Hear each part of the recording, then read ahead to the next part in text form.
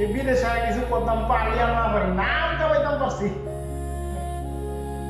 দেশের মানুষ মনে করে শফিক না জানি কি লাগা টিয়া কামাই, কি লাগা টিয়া না জানি জমাইছে।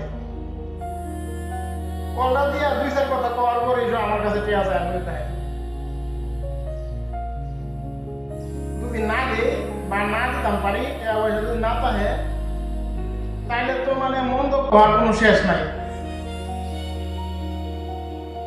হ্যাঁ, আমি কোনো মতন বুঝাইতেই পারি না যে মাঝে মাঝে এই শফিকের সংসারটা চালাতে গেলে শফিকের মুখ দিয়ে দম বাইরে আর ঢুকে, বাইরে আর ঢুকে, বাইরে আর ঢুকে।